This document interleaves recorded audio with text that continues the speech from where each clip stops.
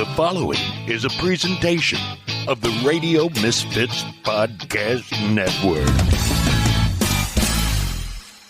From the birthplace of modern winemaking, Sonoma, California, welcome to The Winemakers. Local experts Sam Couturi, Bart Hansen, and Brian Casey, along with host John Myers, invite you to listen in as they discuss all facets of winemaking. So sit back, pour yourself a glass, and let's hear what the guys have to say this week.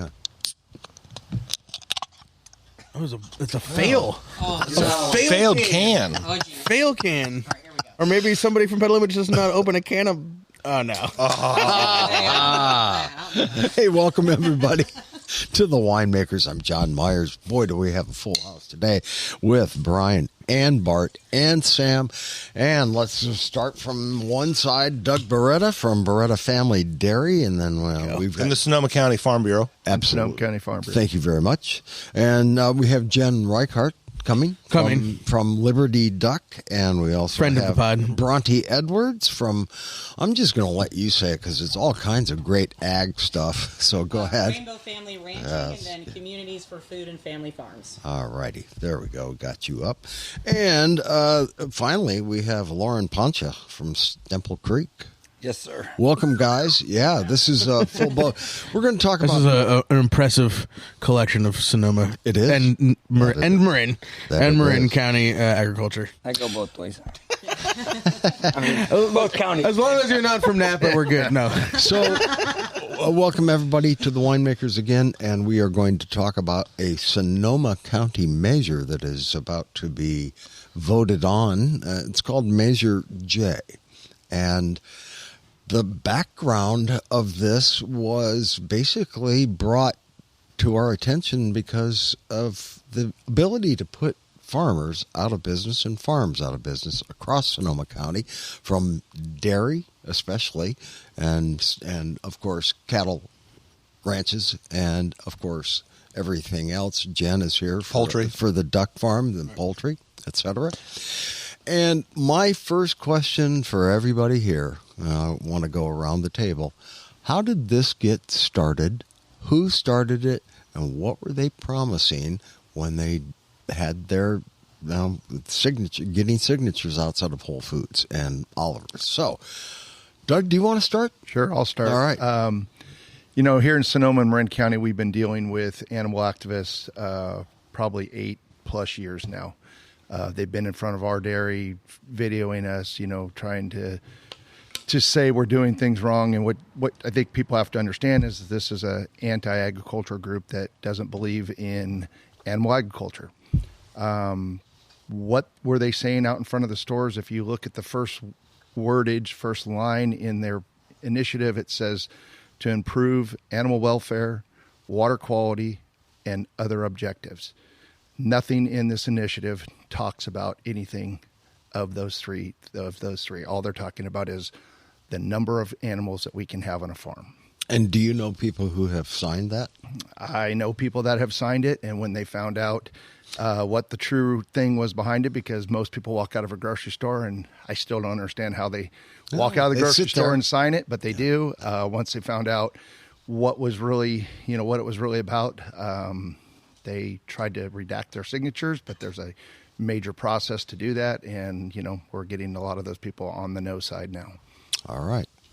And we also know that the county had to take this on. Once they had enough signatures, the county had to put it on the ballot, correct? And that was 21,000 signatures, I think? I think there was 19,800, or they had to have 19,700 or something, but they ended up with over that, yeah. But And another thing I think I just want to add to this is, when you look at the county crest of Sonoma County, the first thing it says is agriculture. And it's what this is, this county is based on. And for those of you that are wondering, or if our listeners are wondering, like, why are we doing this? Well, why are we spend the next 2 hours talking about cows and sheep? Right. Well, we wouldn't have we wouldn't have the wine business wouldn't be the wine business if the dairies and the poultry farmers weren't there first. You guys were all there well before the wineries had the amount of acreage that we have and the amount of draw And the fact is there's less poultry farmers, there's less beef farmers, there's less dairies than there were. And so even than there were 10 years ago. Correct. And that's what we have to protect here, is because that is what Sonoma County was started on. That's just my Bronte. Anybody who's followed our social medias lately, because we've been posting your stuff, it seems like you're on as much as anybody here on the front lines with the people who put this forward. Will you kind of, and obviously you get passionate on Instagram and keep that, but also let's at least try and be newsy for a minute, and as objectively as you can talk about who they are, where they're coming from, and what their motivations seem to be. Yeah, I think just to echo what Doug had said, these are folks that don't believe that livestock farms should exist. Oh, there we go. I was wondering why you were so silent. There we go. Just so to echo, Doug Beretta, I think these are folks that don't believe that livestock farms should exist. And I've gotten into the community a lot. I have actually talked to a lot of these folks. And every time I ask them, are you from here? Were you raised here? Do you live here now? They always say no. I say, were you here during the wildfires in 2017? They say no. Right. And so, one of the big questions I ask them is, we've got thousands of acres of uplands in Sonoma County that need to be mitigated with livestock for wildfires. What is your suggestion to do that? And of course, they don't really have anything to say. The group that is behind this is a larger, more international group. And I try to sort of not go too down into the rabbit hole with them. But I think, the point is that they're very well funded. They don't play by the rules. And I just became aware very recently of these more military style raids that they're doing on folks' farms. And I think, people who aren't from here don't realize how united Sonoma County is, because we've been through things like the wildfires together. And I think they were anticipating that because of our proximity to San Francisco, that they could divide us on party lines when it comes to protecting our farmers. And what we're seeing is that that's not the case. We've got folks from the Young Wine Country Democrats, the Democrat group, the Republican groups, the labor unions, folks like the Farm Bureau and, CF3, the group I work with, are working super hard to really raise awareness. And I think something that's so beautiful that's coming out of this is this true community unity against Measure J. And it's really reinvigorating, like you had mentioned, that, Sonoma County and its beauty is based around the work of our farmers, our winemakers, and our chefs. And so I love that we're all united against this and protecting our local culture. Who's funding them? Do we know who's funding them? Doug, do you want to speak to that? Well, right now, if you look at the reporting, the last reporting I saw was July 31st. There were 35 people that had sent money in, and 6 of them were from Sonoma County. One big donor out of the Grayton area was, I think, $20,000. There was another one at $40,000.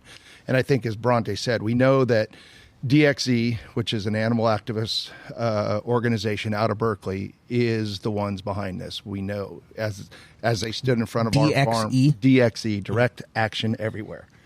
And when they stood in front of my farm, the first guy said, well, I'm a DXE investigator. If you hear them stand in front of the County Board of Supervisors, that's what they'll say. I'm a DXE investigator. They're trespassers. I hate to say it, but that's what they do on the poultry facilities. They've gone in and trespassed to get the pictures and get the things, even if we can say that those pictures are from Sonoma County. We really aren't sure. Mm-hmm. So, that's where the money's coming from. I'm sure the big money's going to come here at the end. I think it's concerning to me is, when will that money come? Because right now they've raised about $200,000. That's about it. But we know that money is, as Bronte said, we know that money's available from DXE, from Humane Society. If you ever see this crazy web of where this animal activist money comes from, it is amazing. There's one big entity as Humane Society of the United States, and it just breaks off in this big, huge spider web to all these other organizations. But they are out of Berkeley. They are kind of, as Bronte said, they are kind of a cult type of organization. They all live together in Berkeley. They've actually rented a house in Petaluma, where they're living right now. I'm not sure where, but we have heard that, they are renting a house in Petaluma. On their webpage, the very first thing for DXE is, until every animal is free. Correct. Okay, then. Well, let's talk about some free animals. And Can I talk about free animals? Yeah, one second. Loren Poncia, will you talk and we've had you on the show a while back. Well, that was about barbecue. But that was about barbecue. Will you talk about your animals, how you raise them, and then Bronte would talk to you also about it. But if I was reincarnated as a cow, I'd want to be a Stemple Creek cow. I mean, and because we could spend 2 hours bashing the activists, and I'm happy to do that. But really, what I want to talk about is sort of the intrinsic value of a diverse agricultural landscape in the North Bay, Sonoma, Marin, across the plain. Yeah, and something that goes along with Loren's farming policies or practices goes along with what Doug's doing, and how the Sonoma County dairy industry has had to change, that you guys are now farming organically, and among a lot of other surviving Sonoma County dairies. So go ahead, Loren, but also, it's all... Yeah. Well, thanks guys. Thanks for having me. I think the main point of this whole thing is misdirected, and I think that sometimes people get confused with the facts, and that's what's happening here. And really, the ecosystem that we manage as ranchers and farmers around the country and the world needs to be diverse and have ruminants grazing in order to keep it healthy. And the natural carbon cycle, where you hear all this BS about cows are farting and burping and causing all of this, global warming, that's really not the issue. And if you think about it, you go back to what happened to all of us 4 or 5 years ago. There was this thing that was called, what was it? COVID? Yeah. So COVID, it changed the landscape of the world. Remind me, I don't remember. Yeah, what was that thing where we all stayed home? Yeah. And what happened to the skies? And ate beef. Yeah, what exactly? I drank a shitload of wine. Yes. Thank you, Sam. Yeah, I drank a shitload of wine. But so we think about it we think about what happened 5 years ago or whenever that was. And what happened to the skies? The skies over the whole entire country and world turned blue. And why did that happen? Did that happen because we went out and we freed every cow and we killed every cow on the planet? No, it happened because consumers quit their daily habits of burning fossil fuels faster than we're sequestering carbon through photosynthesis. So me and Doug and Bronte and all of us, and Sam, all of us in this agricultural space rely on sunlight to create photosynthesis for our plants to grow and pull CO2 from the atmosphere, pump it into the soil, and store carbon in the soil. And so when misdirected activists talk about, freeing all the cows, I mean, that's not going to work in today's day and age. Go back 5,000 years ago or whatever, you'd see coming across the Great Plains, there'd be animals eating the grass in front of them, stomping on what's below them, pooping on what's behind them, and regenerating the soil. That's a natural process. And now us farmers and ranchers in Sonoma and Marin and really all over the country, that's what we're trying to do in our own little biospheres. And so I don't know if I answered your question. Do you ever harm any animals? I try not to harm any Okay. animals. I try and have multiple. I try and give my animals, they only have one bad day. So do you pollute our air and our water? We try not to do that either. No, but everything is a dance with Mother Nature. So. And do you spread disease? No. Okay, these are the three things they say. These industrial facilities harm animals, pollute our air and water, and spread disease. They are not in line with the values of Sonoma County residents. Sonoma County has 485,000 people who live in it, and they had 21,000 signatures, which is significantly less than 5%, or approximately 5%. I think you have to get a certain percentage of the last vote. So the 20,000 number means that it was 25% or 10%. I can't remember. I don't know the specifics, but that percentage of how many people voted in the last election. So that's another sneaky politics thing of this. This is my history. If you're trying to put some insidious ballot measure on the law, you gather signatures after a midterm election because less people vote in midterm elections than in general elections. So shit that pops up in every other year is the way sneakier ballot initiatives, whether it's county, state, whatever. So it's definitely part of, and whatever, the dark arts of politics, for sure everybody practices them, but, that's definitely was part of the calculus here, getting this on now, when, I'm sure that our voting numbers in 2022 were pretty light. It should be a pretty good turnout in November. 5%. Well, we know on a presidential election here in Sonoma County that probably around 90 to 92% are going to turn out to vote. Yeah. And, they did their homework. If you think about the demographics here in Sonoma County we're probably about a good 80 or 81% Democrat. Yep. And as Bronte talked about it earlier, when we were able to get the Democratic Party to come on as no on J, that was huge. And now we have the Republican Party. We have all 5 of our supervisors. At our kickoff the other night, we have all 5 of our elected officials. All those people are Democrats. Mm-hmm. And that just shows you that, what's going on here, it's not a party line, but when we have Democrats and Republicans on our side, at our Farm Bureau Love of the Land event, when it was brought up that we had the Democratic and the Republican Party, we had about 1,000 people there, and that place just erupted. Excellent. Mm-hmm. Yeah. So, it is, if you look at our endorsements, that's what is going to win this campaign for us. The only other thing I want to mention from these folks is what they say. If our legislators won't act to solve these problems, we will. That's why the Coalition to End Factory Farming is using the ballot measure process, a process which provides citizens an opportunity to take the power back, all in caps and bold, and directly bypass legislation ourselves. So is 5% representative of Sonoma County, and this is what they state. I mean, it's Sonoma County attitude. It's 5% who's signing this representative. It's obviously not, John. Thank you. It's framing and confusing people with It is. Yeah, absolutely is. But we as citizens of the state of California voted this initiative process in. Yeah. And this is, it's taken them, as I said before, it's taken them 8 years or so here in the county trying to show that there was, as they say, rampant animal abuse, which it's not out there. But they kept going to, animal control. They kept going to our sheriff, to our DA. There's been nobody that has been prosecuted or even, fined for animal abuse. But they knew this was the way to get something on the ballot. If we look at Prop 2 and Prop 12 going back, 7-8 years ago, statewide initiative, if this would have been run statewide, I think we could have been in a world of hurt because people just don't understand.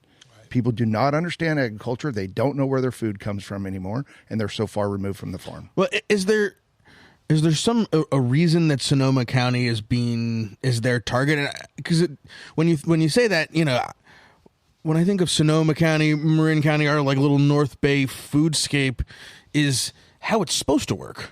Like the model for the world, where I can go to the grocery store, even if it's Safeway, I can go and get milk, cheese, butter, eggs, and meat that are all raised local, right, in like a 50-mile radius. Right. This is the paradise of it. Why is that? Are they like coming at the greatest so that they can knock down the rest? Is that what's going on? Absolutely. I absolutely think so. And to anybody that will listen to me, I'll say that Sonoma County is like the Tuscany of America. We grow some of the best food in the entire world.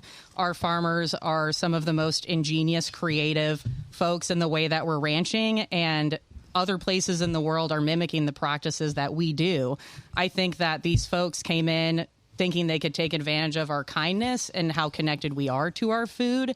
And frankly, they did. I can't tell you how many folks have reached out to me saying, Bronte, I'm so sorry I accidentally signed that measure. I just got, my rotisserie chicken from Oliver's and I was running home to feed my wife and kids and I feel terrible. And I was like, we all forgive you. But now your job is to go to every person you know and tell them to vote no and get them to understand why we need to vote no, because there's so much more at stake here than our local food. It's our open space lands. It's our fire mitigation. It's our culture as a whole, food sovereignty, food equity. equity, all of these things. But I think I agree. They did pick us because if they can take us down, they can take everyone else down. And like Doug had mentioned, this is a larger sort of anti-agriculture movement that we're seeing here in our region, but also across America as a whole.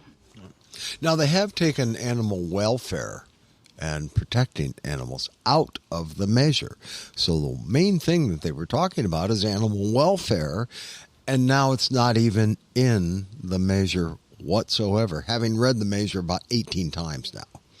So, but we were able to, by the removal of the first line, because as you was that it?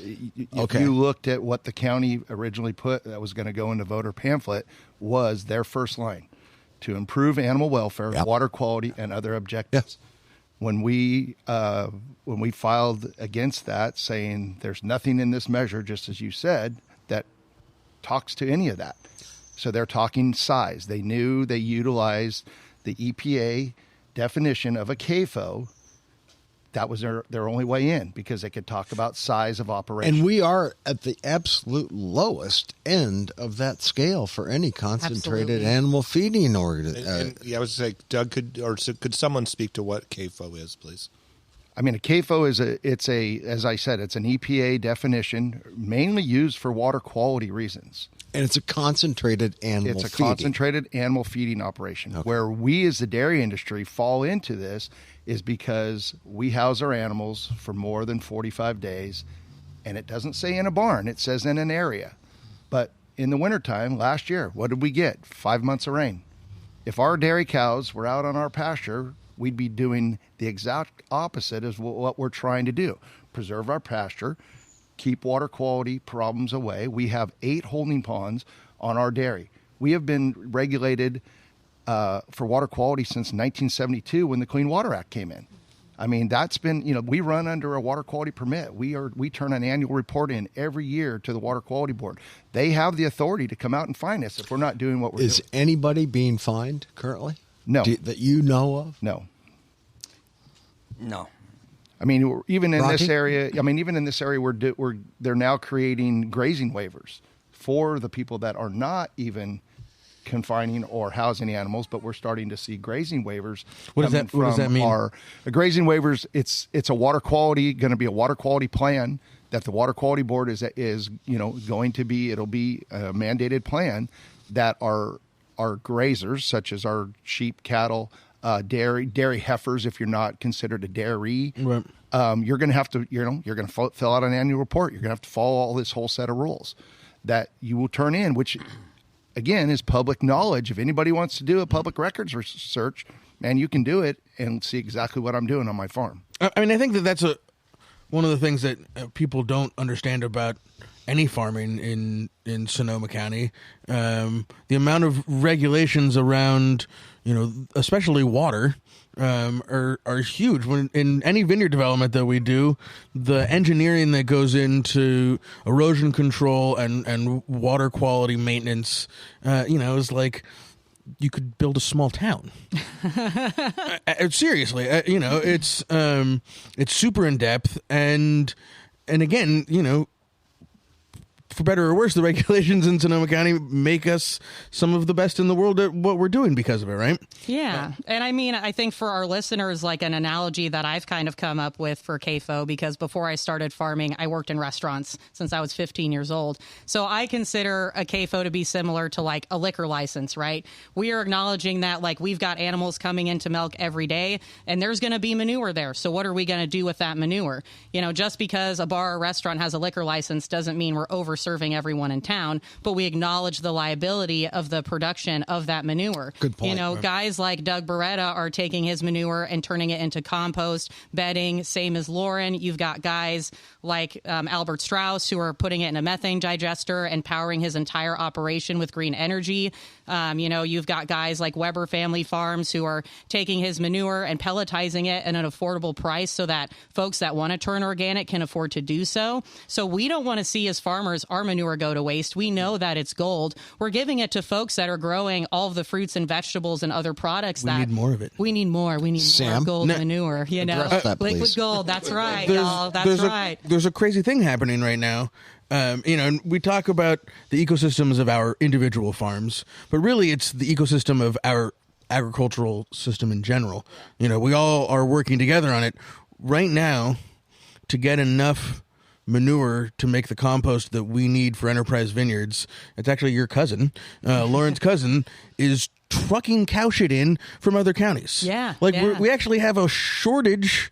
There's a shit shortage. There really is. There's a shit shortage. Yeah, we need more cow shit in this county to produce enough compost that we need to fertilize our fields, to grow great vegetables, to grow great grapes. It's one of the most insidious things about this is the climate claims, because if we are forced to ship more shit into Sonoma County because there's less cattle operations, then we're burning more fuel to from further away. It's just like it's against all of our goals as farmers and producers, right? I mean, it's just, I think there's so much opportunity here, and that's what, our group, Community for Food and Family Farms, we're calling it CF3, is really born out of, is this desire to reconnect the community with our food and our farmers. And I think, farmers, we work so hard and we put our heads down to grow an amazing product, hoping that when they taste it, they realize the love and the passion we've put into it.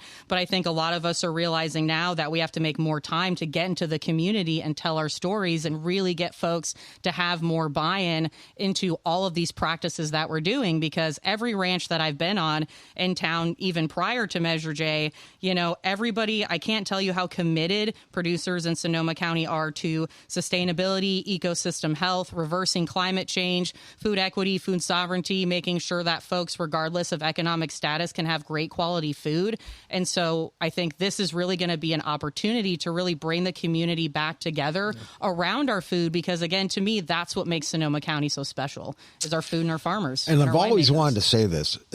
Jennifer Reichardt, welcome to the shit show. Thank you. Yes. Apologies for the tardiness, and apologies to the listeners. You might hear little baby whimpers here in the background. No one needs apologies. Jennifer, introduce us. Yes. The next gen farmer at the table. Hopeful 6th gen farmer in California. This was Baby Finn. Is this Baby Finn's first podcast? Baby Finn. Podcast debut? Yeah. First podcast. The Finster. He's, I'm 5th generation Bay Area farmer, so we hope that we can continue on and say no on Jay, so we have a 6th gen too. I'm always into a little duck confit. Yeah. The best. Un petit confit, right? I'm totally into Liberty Duck. Yeah. And anywhere, Oliver's has great confit. Not sure who's selling them there, but we sell to Oliver's. I'm just really happy about that. Yeah. So welcome again. Thank you. And Raft Wine. Yes, I forgot to say that. We're all together here. Trouble. Raft community of waterfowl like ducks. So we've got it all together. But going back to the water and the regulations, Dad started Liberty Ducks in '92, and meat birds had to be under a roof per Bay Area water quality since 1992. So we have to have our birds inside for water quality reasons. We're not large enough because we're not on a liquid manure system to be considered in their kind of words and regulations. But we've been doing this work for decades and decades to try to keep it environmentally safe and sound and to protect our waterways. Why have they actually sought out Reichardt? Well, who knows? There's two different, so for I want to say the viewers, for the listeners at home or in the car. Podcast Nation. Podcast at large. There's two different duck farms in Sonoma County, the Reichardt Duck Farm and then us, Liberty Ducks. And so Dad started Liberty Ducks in '92 after working with his family his entire life. And to be honest, I think, from what I can guess, they went after Reichardt because they're visible. They're closer to the road. They, you drive by and you're like, that's a poultry operation. It's pretty obvious. I can't remember what year it was, 2016. They had the same extremist group had a couple temps in, and they had secret cameras and all that, and they recorded all this stuff. And of course, they're editing the videos to make it look horrific, and really it's it is poultry farming, it's animal farming. There is not a pretty side to it. I always say, like, the end of the day, we are consuming these animals, but for us, that's why the welfare is so important, because you're consuming them. So we've been hearing about this group for about a decade now, or just under, and they just kind of keep on getting more aggressive in their tactics, and more extreme in what they're doing. And, we have not been targeted because we we're the smallest little pinprint of poultry operations. I mean, if you want to talk about size, we are like 1/1000% of like a Foster Farms. Yeah. So a grain of sand at the beach. Pretty much. But we realize, as we keep talking about community and network, that this county is only what it is because of each other. The grapes and the wine and the food, and people ask me how I got in the wine industry, and I'm like, well, I grew up in the food industry in Sonoma County. They just go so hand in hand. If you lose one, you lose the other, and the whole identity of this place. Yeah. Doug, they've come onto your property, right? Illegally? They never got on the property. They stood out on the county road with cameras. So we've been twice. One was just a Sunday morning guy with a camera, had a nice conversation with them. What do you see that's wrong? Well, nothing.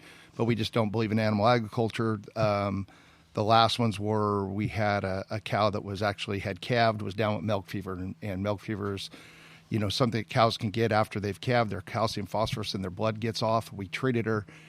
Instead of her getting up that afternoon, she kind of crawled herself out where somebody could see her from the road. She wasn't out flat, just laying there. They started filming her somewhere around 8 or 9 o'clock that night, I guess.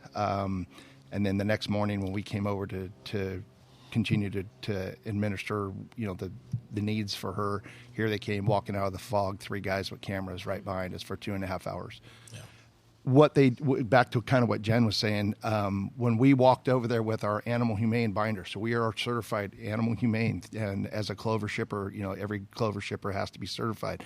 When we walked over there with that binder and explained to them what was going on, they don't want to listen. Right. Well, if this cow was in the wild, back to the wild cows again. But the first conversation with the guy was, well, what are you doing? I'm telling him that we were treating this cow for milk fever, and all of a sudden he walks away back to his car, and he comes back, and now he starts to quiz me on milk fever. I believe he went down and Googled milk fever, and then tried to quiz me. Pocket doctor. Exactly. Yeah. So those are the type of people, and I mean, I think I have to agree with Jen too.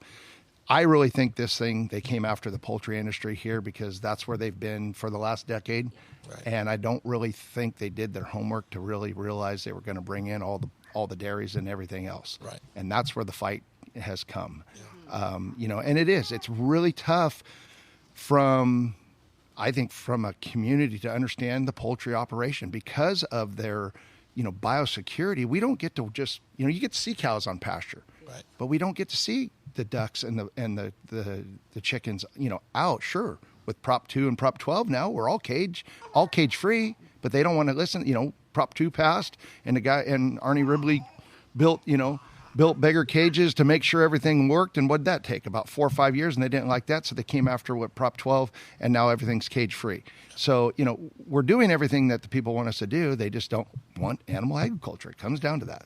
And that's the sad thing about it. It's like they're expressing what they want on an entire community, right? Mm-hmm. Like you can have your beliefs. If you don't want to have animals, if you don't want to consume animals, then don't. But don't push it upon the entire community. Well, and I think like 96% of Americans have, butter, eggs, milk, cheese, steak, whatever in their fridge. And so I agree with you. It's like completely unjust to force, your beliefs on others. It's just completely counterintuitive to me, to American values as a whole. Well, that's what I wanted to ask, because I grew up in Petaluma. We used to go to Cater Farms for our chicken. We went to Bateman's for our meats. But I feel like we're kind of like in this bubble here in Sonoma County where we're just used to seeing sheep and cows. Yeah. And, but then, if you ever watch some of those documentaries on factory farming, like in the Midwest or whatever, then it does kind of give you pause because you see the conditions that the animals are being treated. So number one, I'm kind of confused as to why, would come here because it seems like there's someplace else to start. But then too, like, what size are you guys comfortable with? I mean, I know what you're doing here, but when you see those videos and you see big scale factory farming, does that give you pause at all about what they're doing? Or is it a, hey, look in the fucking mirror to the American consumer of you guys want to get your little styrofoam with meat in it covered in plastic, so this is what we have to do? I wish the American consumer was more engaged with their food, whether it's a vegetable or a meat or an egg or cheese, you know, I think, or a wine. Or wine, yeah. In general, knowing where your food comes from is so important. And I, as a meat producer, thinks that people do eat too much meat and they eat the wrong meat. And I think, you know, we could switch some dietary habits. We'd be healthier. The planet would be healthier. We'd be eating the right meat for the right environment. And it would be really eye-opening. You know, from the first time these guys targeted the family's duck farm, I was like, why aren't they going to McDonald's? Go to Taco Bell. You know, all these places where they have more lawyers. Yeah, yeah. I mean, truly. Exactly. Hormel and Foster Farms, they have, you know, bigger legal budgets, right? Yeah, I mean, that's why. If you go back to and you look like I'm just kind of coming to this conclusion, but if you look why they're targeting this area, we're probably one of the only blue counties that has any population of agriculture. Like, you look at the rest of the state, it's pretty red where agriculture is, and the rest of the country is pretty red where agriculture is. But Sonoma County is, which makes it really unique, is like its diversity of voters and people and consumers, and I call them eaters, because eaters and drinkers are like the most important thing that's fueling this. Well, it's really important. This is what we do as people. We live. So Jennifer, you said something about you know, the Reichardt farm being large and targeted. Before we got on, Loren, we were talking about the average size of and they're calling a CAFO here 1,000. 700. 700, okay. 1,000-pound animal. You were describing a Purdue farm that would be several houses and 6,000 or 7,000. Tell me about the factory farm at Purdue. How many chickens? You know, I don't know all the specifics about that, and you know, I just know that large chicken operations in other places have lots of chickens. 50, 75, 100,000 chickens, yes? Yeah. On a farm. No, like per building. Well, I mean, this is the idea of a factory farm. This is why it's so confusing. Yeah. You guys aren't running factory farm. but you're running home farms. I think we have to be real careful when we go down that road, because when we look at the dairy industry in California, 98% of all dairies in the state of California are family owned. They may be big, but they're family owned. Who's not? There's one dairy that is owned by the state of California at a prison, and I can't quite remember the other one. That's unique. You know, it's been there. It's been probably there for a cool program. Actually, we should look into it. You know, and Doug, you mentioned that you're a clover shipper, so I think that's something that we should probably explain further, you know, not just for folks who are listening in Sonoma County, but around the country. And you guys jump in on this too. But especially in like the dairy industry, when you go and buy a carton of Clover's, you know, organic milk at the supermarket, the chances of that came, you know, there isn't just a Clover dairy, right? There's dozens, hundreds of dairies that There's are not Beretta supplying Beretta Farms bottlings. No. So, you know, here in Sonoma County, I mean, we have on the organic side, well, actually organic and conventional side, we have Clover Sonoma, Strauss Family Creamery. Then there are on the organic side, Organic Valley. And then there are two, what I'm going to call paper co-op buyers that buy from local farms here and then distribute their milk to other name brands. Could go to Sunnyside or a Lucky's or whatever. What you got to understand is 50% of all organic milk in California is produced right here in Sonoma and Marin County. Whoa. Yeah. Huge number. So it's impacting the state as a whole. So, their availability. And kind of back to where I was going with the, you know, the larger dairies in the, you know, in our Central Valley, they're family owned. They're run. I hate the term factory farm because they're not a factory. We have had, as Jen said, going back to water quality rules, they made all your ducks be under a roof. Well, we have been run under water quality. So what have we done? We've built barns to keep cows out of pasture. The first thing we think about is when we build those barns is cow comfort. I mean, if that cow's not comfortable, she's not producing milk. Right. I'm not getting paid. I'm out of business. Yep. Same thing on the larger dairies. And what I think, I mean, I hate to say this, but even on the larger dairies, those cows are probably treated as good or better because they have the ability to hire more employees. Right. That feed truck runs down that feed alley at the same time every day. Well, I'm the feeder at my place. If something goes wrong... If you spend 2 hours in Sonoma on a podcast, those cows are eating later. I mean, my son said it the other day. You wake up in the morning, and on a dairy, you could be the herdsman, you could be the mechanic, or you could be, in a world of hurt by 10 o'clock because you don't know what comes through the night. And every day is Tuesday.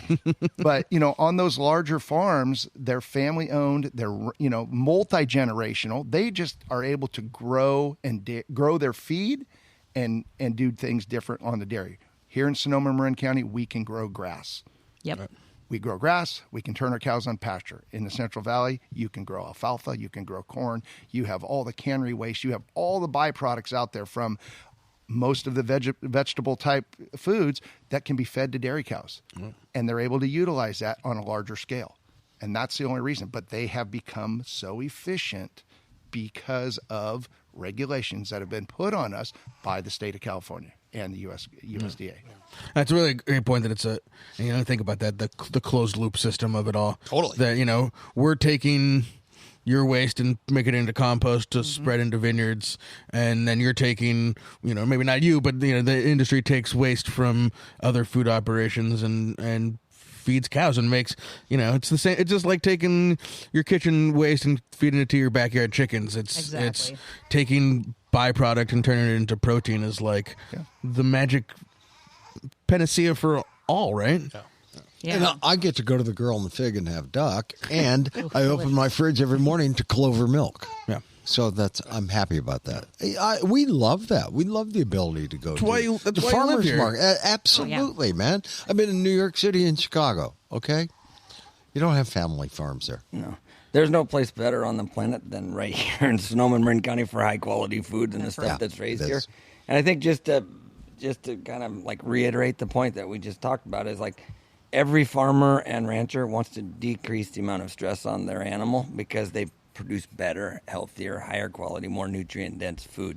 So like what Doug was alluding to is, it's like the whole point is to like give the cows space and give them high quality food so they can lay down, ruminate. So how did factory farms get such a horrible reputation? I mean, I don't think barns are factories, and that's what I've been saying, since day one. I think that folks are so disconnected from their food at this point. They haven't had farmers in their families for like 4 or 5 generations. And so I think it's up to the community as a whole to really get in there and educate each other, build the food system that we want to see. And, one of the farms that I visited recently was Farm to Fight Hunger in Healdsburg. And my friend Bruce and his husband Anthony, their whole model is to grow organic farmers market quality produce and eggs that get harvested and the day of go straight to the food banks. So families in Sonoma County that are lower income have access to amazing quality food. And their concern with this measure is that they're not going to be able to, have feed that's local. Another part of this that I've been speaking a lot about, like Jen had mentioned, is they're trying to pitch this to the community that they're saving us small farmers. And I cannot express enough that is not true, because what happens is when, these established family producers go out of business, our grain mills like Hunt and Barron's that are also family owned, we're going to lose them, right? And so as small farmers, we're losing our supplemental feed, we're losing our large animal veterinarians, we're losing all of the equipment and minerals and things that we need to care for our animals year round. And so it really is affecting everybody at every level in Sonoma County, both producer and consumer, That's a great point. The one thing that I've mentioned, and, I don't mean to be mean, but I got to pay the bills. So if my cows go away, well, I have 400 acres. I have the infrastructure. I have the tractors. What am I going to do? I know damn well I'm not putting grapes in this county right now. Yep. But, I mean, row crop, things like that. And that, then, the farms such as our size are now going to be even putting more pressure on the small family farm because we're going to compete against because I have to pay the bills. All right. Yep. What about the fact that if the larger CAFOs are indeed forced out by Measure J, that it would help the smaller guy come in? No. Your thoughts on that? I don't think that that's realistic. I think we need to really be investing in groups like Sonoma Ag and Open Space, Sonoma Land Trust, Marin Agricultural Land Trust, and their mission is to basically, through easements, preserve these historical farmlands. And I think what we're going to see if this measure does pass is the inevitability of fragmentation of these farmlands and development of these historic farmlands. Folks like myself that are first-generation ranchers, there's no way I'm going to be able to buy, a historic family farm like Doug's. And so who's going to come in and buy it? Folks that want to put up apartments, or they'll be into a strip mall. Go ahead, Loren. No, go. Yeah, we can talk at the same time, but there's going to be it'll be. Learn that from the would you rather have houses? Yeah, would you rather have houses on it? And like Doug might not officially be in the footprint to be houses, but it's happening all across the country right now. There's beautiful farmlands getting paved over, and people are wondering why there's more flooding and why there's millions of acres of farmlands lost every year. No biodiversity, no chance of having photosynthesis to sequester more carbon. Like we're just changing the environment left and right. And this is like a big, huge reason to vote no on Jay. Is like, what are they expecting you to eat? If you look at a vegan diet, or if you look at a non-animal diet, and you look at all of this fake billions of dollars that's been used to make these fake foods. I mean, this is really the end of the world. Burger. The end of the world is imminent when it's good to eat something that's made in the laboratory, that the vitamins that are on the package were imported in a plastic jug from China. Why in the hell would you put that in your mouth if you could eat nutrient-dense food from Doug's cows or my cows or Bronte's cows, or drink really amazing wine or Jen's duck? Like, why would you do that? This is the end of the world. So if this extreme group wants to make the end of the world happen, then we eat their diet because it'll happen very quickly. What are you guys doing about this? How can we help? How can the listeners help? Say what you're going to say, Jen. I was just going to add to that. I mean, we have vegan duck buyers because they buy our ducks for their pets. Oh. They buy the parts, the wings, the necks, all that. And they buy from us because they know that our animals are better treated than anyone else that they're going to be able to go to the grocery store. Wait a second. Can I get a bumper sticker that says that with the Liberty Duck Vegans logo, buy please? my duck? Yes. And I've talked to several of them who come to pick up from us. And I tell them, because we have the signs on our doors and this and that. And they just are like, they roll their eyes because they're just like, those people are not, they're not speaking for all of us. Oh, I know. This really sadly small group that is making very, very loud noise.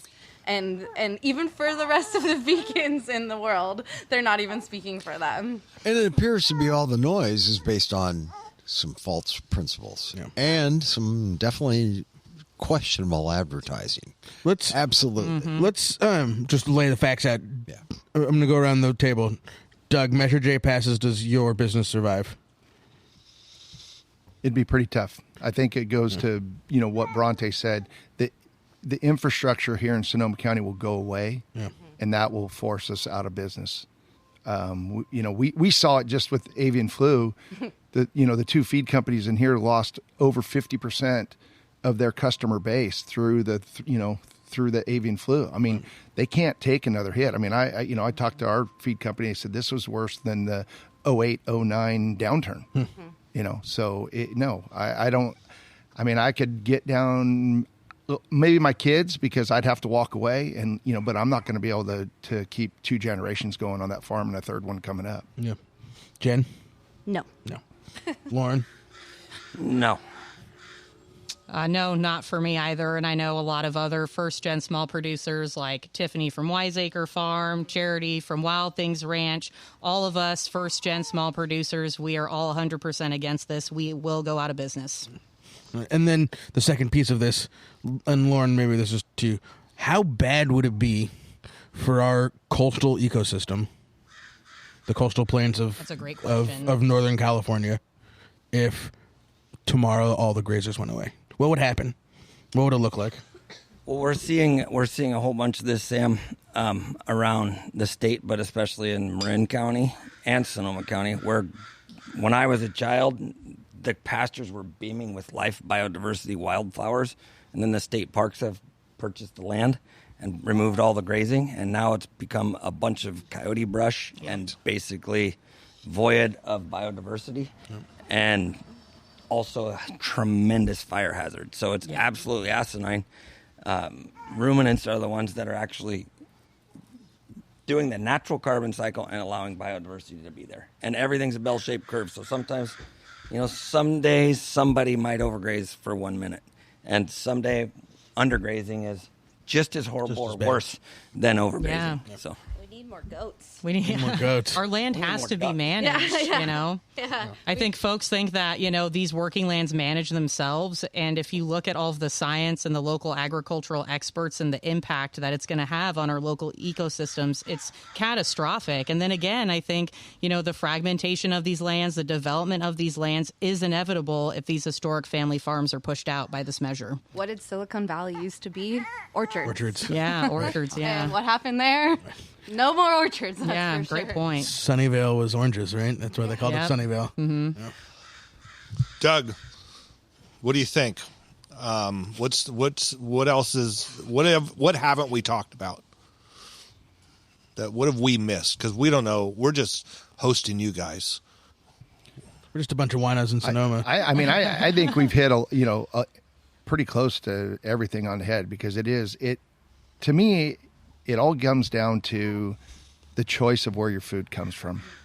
These people are trying to tell us what we can eat and what we can do on our farms. We had a booth. The No 1J had a booth at Sonoma County Fair, and we had a gentleman that was a vegan that was in our booth. He's on the no side. And the Yes on J people came over and said, I need 5 minutes with you, and I will transition you to our side. And he looked him straight in the eye and he said, no, you won't. Well, why not? Because it's my choice to be vegan. And back to what Jen said, this is not about the vegan movement. This is about, we have to remember, this is about people that don't believe in animal agriculture. We are hearing from more vegans that are coming on the no side because it is their choice. And, this group is just, they're extremists. Yeah. And we've seen that by them going in. They've been prosecuted here in the county, and I think that's the toughest one for me when I really sit back and look at this. And it's so hard as I think, as you said at the very beginning, when we look at the seal, Sonoma County seal, agriculture is the number one thing. It's at the top. Yeah. And it's been that way for hundreds of years here. Yep. But for people to come in and tell me what I can do with my property, we fought these issues years ago. Measure I was an issue that, if we wanted to do a crop change on our land, we would have had to go to the voters here in Sonoma County. We beat that. We beat a GMO organism regulation years ago. Sonoma County understands what agriculture means, and we need it here for this county. Yeah. When is the vote? What's the timing that we have left? What to do besides vote no? Bronte? I think. When do you mail in ballots? Ballots go out, I'm going to say September 9th. Mm-hmm. Sounds about right. Oh, no, excuse me. No, it's a little too far. 3 weeks. 2 weeks? No, it's not. It's October. It's October 9th. I believe it's October 9th. And so, but that's going to be, we know I hope everybody votes no.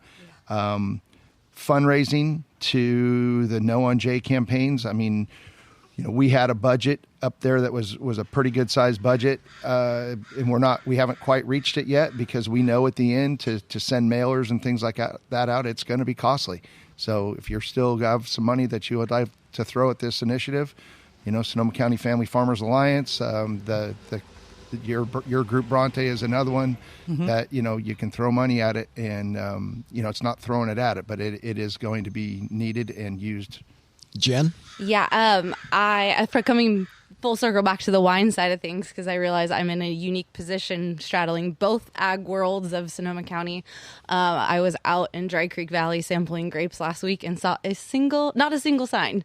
So I think for wineries and winery owners, I mean, you look at the frontage roads and where people are driving by. Obviously, the freeway is a huge one. And on the way here, I saw a big vote no, save Clo sign, which made me really happy, paid for by Clover Stornetta. Okay. But, wineries, if you want to be involved, grab a sign, make a sign, put a mailer in your mailing list. For Liberty Ducks, obviously we sell to a lot of people outside of the county, but at the bottom of our mailing list, I just said, here's the facts, because people outside of the county need to know too. Yep. Finn is trying to tell everybody that as well. I'm with Finn. Yeah, but I think it's got to be, it's more than Sonoma County. We in Sonoma County, we sell to Bay Area. Bay Area cuisine doesn't exist without Sonoma County farmers. So this isn't just us. Obviously, we're the ones with the power of the pen and can vote, but the education is much beyond our county walls. Yep. I would say... I'd say we have unique powers as individuals, and in today's day and age with social media, everybody has a Facebook, Instagram, TikTok account. Like, make it known where you stand on these platforms to your followers and your friends, because it's like, get the word out. It's free, and we're going to start doing that more with Stemple Creek Ranch in the next couple weeks. Excellent. All politics is local. Yeah. I mean, I think for me, the huge thing and what I've been trying to do on my own page is really sharing stories. So making sure that, you're uplifting and reposting and resharing stories of other producers, and I think, too, for our group, Community for Food and Family Farms, you can go to foodandfamilyfarms.com. You can donate to us there. You can sign up to get yard signs, posters for your restaurants, whatever you want. We will deliver them to you for free. We've also got a big event coming up here in Sonoma Valley at Vianza Winery, where we're going to get the community together to share local food and wine with at-risk ingredients, so folks can really learn, what's going on. And another person... Do you have the details on that? Yeah. So it's September 25th at Vianza in Sonoma Valley. We're going to be doing basically a farm-to-table community dinner with a bunch of local food and wine leaders, politicians, business owners. And so our goal is to sort of unite the community together to support the farmers and then showcase these ingredients like Liberty Duck,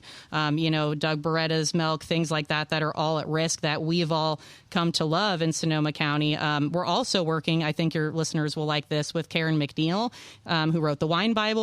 She has this new campaign called Come Over October, which is all about making sure that we get together, enjoy local wine, enjoy local food, and make sure that we're preserving our local culture. So make sure that y'all follow us on Instagram, Facebook, sign up for our newsletter. We have so many fun events where we're going to get y'all out with the farmers, the chefs, the winemakers, so you can learn more and we can address all of your questions. And we'll put all these links in the show notes. So absolutely. Make sure we get all that. Yeah. What have we not asked? I think we got it. I know. Bart, you guys are amazing. I think you got it. Thank you, guys. When this came up, I knew it was going to affect friends and family, and I just felt like we have this little forum where we can spread the word, and I just thought we needed to do this. Yeah. And the thing about it is this happens here. It moves to another county. It moves to another state. The wine industry, the prohibition movement is a real thing. We're learning more about that, and we all have the right to do what we wish to do and what we want. I can send you all the link, so you can use the show. This will come out on this Friday. I'd love it. Yeah. And then you can go out and use this and show everybody. And it's it's an hour show, so it's great. Yeah. Bronte, Jennifer, what? Oh, the listeners can put it on, take a walk, tell their neighbors. Walk their baby to sleep. Walk their baby to sleep. We've been doing a fair bit of that. Where can we get signs to spread around? Well, I think Bronte brought some behind us, but I'm going to take a bunch of them. What if you live in a Dry Creek Valley and you want signs? Where do you go? They can reach out to Sonoma County Farm Bureau. We've ordered our second set. We're probably going to order one more set of signs. Trying, as Jen said, trying to be a little strategic where those signs go up right now, because we have gone through more signs in this campaign than they keep disappearing somehow. No. They're everywhere. We hired Rob Milrath, Public Affairs, to run this campaign, and Rob has run campaigns, for years in this county, and he said they have never ordered this many signs and we can't keep them in. So that's huge. And, it does. It gets people, it gets people out there seeing it, but it also, I think it keeps people fired up about this as we move closer to election. So, which is what we need. The caveat is, and this is from back in my previous life in politics, yard signs don't vote.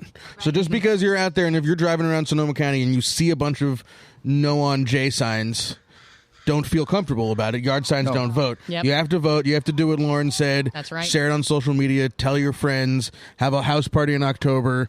And serve local food, local wine, obviously. And remember, there's only one J to ever say no to. Amen. This is the only J I'll ever say no to. Same, brother. No on J. Wow. I like it. I waited an hour, Bart. I can tell, and I'm here for it. Yeah. Light it up. Smoke that J. So. There you Living go. our best life. We got to protect our county. Why not? It's just paradise for me. Hey, diversified agriculture is, the things that we grow from the ground, and that includes, just because they aren't attached to the ground physically, the things that we grow from the ground include our animals in this county.